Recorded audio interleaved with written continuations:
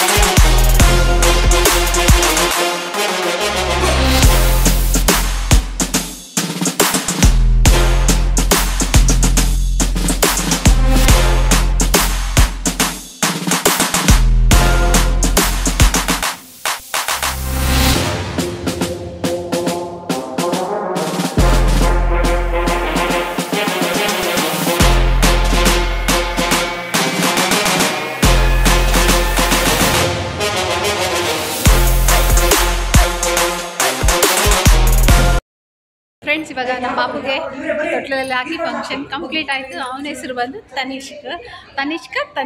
ಅವನದು ಒಂದೇ letter. So ಹಾಗಾಗಿ ಅವನಿಗೆ ತನಿಷ್ಕ್ ಅಂತ ಹೇಳ್ಬಿಟ್ಟು ಹೆಸರಿಟ್ಟಿದ್ದೀವಿ. ನಮ್ಮ ಅಕ್ಕನಿಗೆ ಫುಲ್ ನಿದ್ದೆ ಬಂದಿದೆ ಪಾಪ, ನೆನ್ನೆಯಿಂದ ನಿದ್ದೆ ಮಾಡಿದ್ದಾರೆ. ಸೊ ಹಾಯ್ ಯಾರ್. ಸೊ ಇವಾಗ ಊಟದ ಸಮಯ, ಟೈಮ್ ಆಗಿ 12:30 ಆಗೋದಕ್ಕೆ ಬಂದಿದೆ. ಸೊ ಅಡುಗೆ ಏನೇನು ಮಾಡಿಸಿದ್ದೀವಿ ಅಂತ ಹೇಳ್ಬಿಟ್ಟು ತೋರಿಸ್ತಿದ್ದೀವಿ ಬನ್ನಿ. ತುಂಬಾ ಚೆನ್ನಾಗಿ ಆಯಿತು ಫಂಕ್ಷನ್ ಕೂಡ.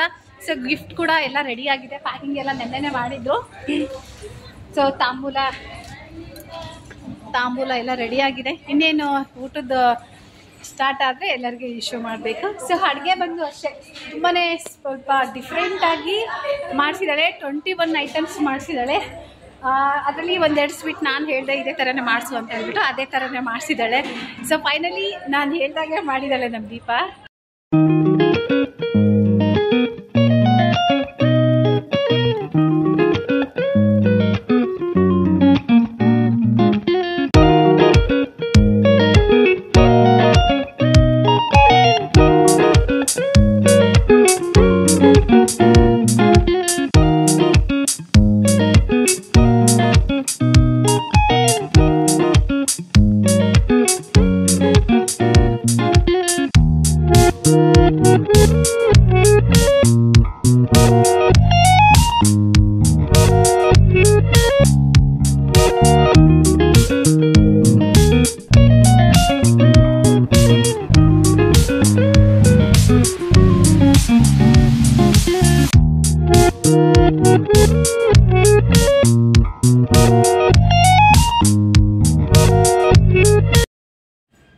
ಫ್ರೆಂಡ್ಸ್, ಇವಾಗ ನಾನು ಅಮ್ಮ ಎಲ್ಲರೂ ಕೂತ್ಕೊಂಡು ಊಟ ಮಾಡ್ತಾಯಿದ್ದೀವಿ.